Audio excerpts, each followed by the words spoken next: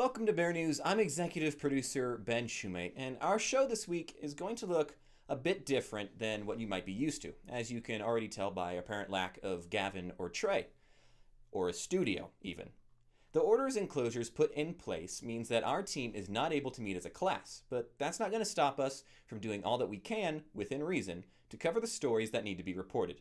You'll hear from a few of our reporters during the show, not just me, thankfully, but starting off tonight's show, amidst all the COVID-19 talk and concerns, some things must continue to operate in a business-as-usual manner. For the University of Northern Colorado, this means continuing their reorganization plans for the school. The announcement for UNC's reorganization and Administrative Service Center's implementation feels like something that happened years ago, so let's do a little bit of a refresher. On February 7th of this year, President Feinstein officially addressed the university's upcoming reorganization. This came on the heels of a town hall meeting in December of 2019 to discuss the reorganization and budget challenges facing the school in 2020. The board decided to move forward with something called an Administrative Service Center. The perceived pros and cons of this are outlined in the Administrative Service Model draft. Pros include more specialized skills in each service center, more efficient changes when they are implemented, a reduction in training time, enhanced services, and generates financial savings. Cons include disruption of existing norms, less overlap of skills, and, worst of all, layoffs. It was originally estimated that 65 employees may be let go. Employees whose jobs would be effective found out on April 3rd. In an update sent out to students on March 25th, Feinstein stated that the school was moving forward with this plan, despite the coronavirus concerns. He said that they believe the number of people let go would be less than 55 now, but there's no word on how many employees were laid off. The Administrative Service Center and student support position jobs were listed internally, and applications were accepted, which leaves the decision up to the colleges and departments moving forward. As I said, you're not just going to be hearing from me during this show, you'll also get to hear from some of our reporters. So, coming up next, we have a piece done by our very own Asia Cuevas.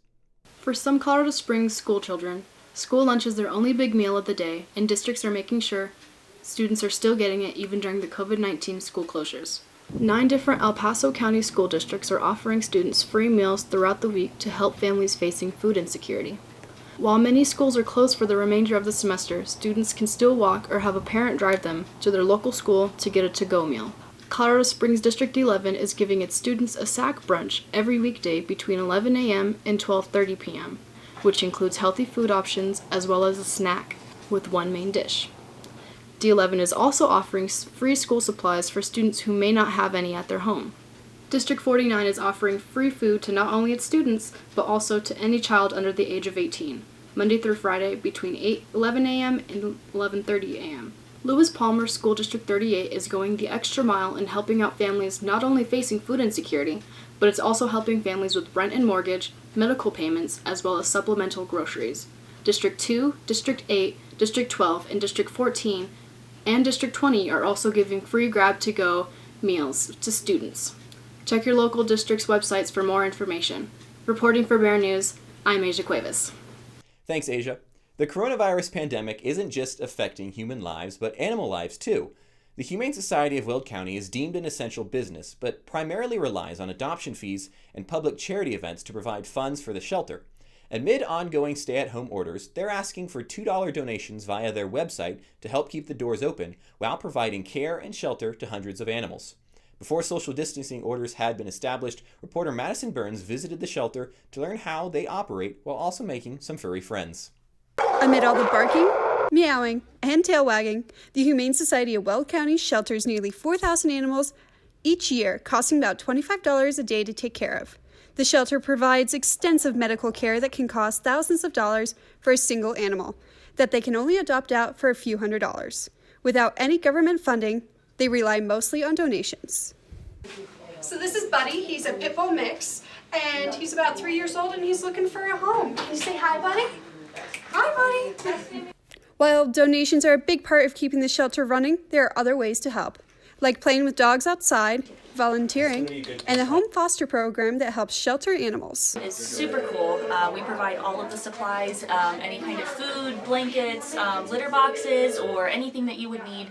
We supply that for you, and we, provide all the medical care. There's no cost to foster, and we just ask that, you commit to bringing them back like once every 2 weeks, just so they can get their vaccines and things like that. When a foster falls in love and ends up adopting the animal themselves, the staff affectionately calls that a foster fail. And the Humane Society takes in a number of different animals, like Snickers here. Although she's already adopted, they do have other guinea pigs and other small animals. To learn more and donate to the shelter, visit wildcountyhumane.org. Reporting from the Humane Society, I'm Madison Burns, Bear News.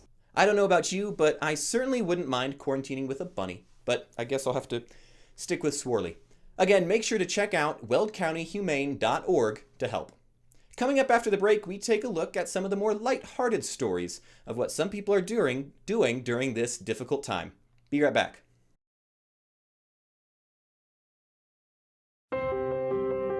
When I first saw a turtle, my heart was full. Now I'm anything but lonely. We have this deep connection, this heart connection. He just wants to be close to you and part of your life. Every day with turtle is a perfect day. When I'm holding her, it makes me feel calmer. I think everything he does shows how much he loves us. When we adopt a shelter pet, we discover they're a little bit of a lot of things. But they're all pure love. There's so many rewards in life. You coming into our home was one of the greatest rewards we could have ever had. It took 20 years, and I got my third child, who was 17 at the time. It's so cool to watch the adult that you've become, and you really have done as much for us as you think we've done for you.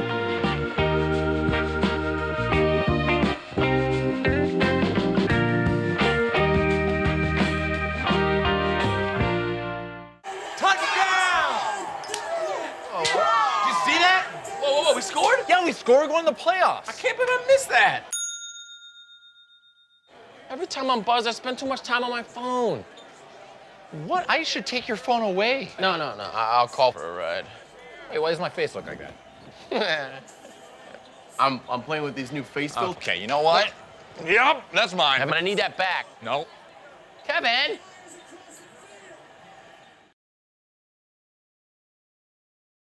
A downtown Greeley staple undergoes large changes in the midst of COVID-19. Batter Up Cakes has been serving custom cakes and other treats for almost 9 years. Owner Jerry Jantz intended to close up shop until another downtown favorite intervened. Enter Bob and Amy Hudson, the duo behind Aunt Helen's Coffee House. In January, the pair went to place an order at Batter Up Cakes and heard the news. Aunt Helen's officially acquired the bakery on April 1st. Batter Up Cakes, renamed Jerry J's Cakes, Confections, and Catering, will supply Aunt Helen's with baked goods. In turn, Jerry J's will serve Aunt Helen's coffee. This acquisition could be the right move in order to stay afloat during COVID-19. According to Forbes magazine, around 30 million small businesses are experiencing hardship. The U.S. Small Business Association is pairing with local governments to offer disaster assistance loans. Patrons, however, don't need to worry. You can still order treats from Jerry J's by placing an order for pickup or delivery. For Bear News, I'm Holly McKibbin. With Easter having come and gone, many people had to alter their holiday plans. Here is how one neighborhood in Parker celebrated this Easter holiday while remaining 6 feet apart. Madison Burns has the report. Here at Challenger Park Estates, they have an annual Easter egg hunt they do every year for Easter. But due to COVID-19, those plans had to change. Chalk bunny prints and signs now take residents on a bunny hunt throughout the neighborhood. The bunny hunt is an alternative to the Easter egg hunt and allows families to celebrate Easter by counting bunnies throughout the neighborhood. The hunt encourages families to get creative with chalk and get some fresh air while looking for bunnies. The event goes until Easter Sunday, and for more information, check out their Facebook page. Reporting from Challenger Park Estates, I'm Madison Burns, Bear News. Thanks, Madison. Good to know people are still getting out and about. As we know, students have been sent home. This means that some of us have been separated from friends and even family. So how do we stay in contact with loved ones during this time? Is it FaceTime? Zoom? For some, yes. But for others, their bonds are kept intact from a relaxing game called Animal Crossing. Hey everyone, and welcome to your pop culture piece of the week. My name is Aaron, and we're going to be talking video games again this week, but it's a little better news than last. So, in the time of quarantine and stay at home, people have been turning to popular game Animal Crossing to not only pass the time, but also socialize. People have certainly been spending time with friends, but we've also seen things like surprise parties and even engagements and weddings being moved to this online venue. Whether you're a gamer or not, you may not know much about the game series. It's called a casual life simulator and has been around through multiple sequels since 2001. The game has players living in a small town with various animal characters who serve basically as dolls in a dollhouse for the player to interact with. Along with these characters, multiple human players can live in the same town, and even if they don't, people can visit each other's towns to play together. The fact that the latest installment, Animal Crossing New Horizons, is bringing people together in quarantine is no surprise considering the game's roots, but let's take a brief look at the history to help us understand that better. The now globally famous game series Animal Crossing had humble beginnings when Nintendo developer Katsuya Iguchi was tasked with building a new franchise for the company, different from anything they had released before. Iguchi spent plenty of time pondering over what kind of game to build. He knew he wanted something he could play with his kids and bond over, but tons of late nights at the office meant he often didn't have much time to spend with them aside from having breakfast with them in the morning and kissing them goodnight before bed. This is where Animal Crossing was born. Iguchi built the game to run off of the console's internal clock. When it was 7 p.m. in real life, it was 7 p.m. in the game. The internal clock also allowed a postage system as well.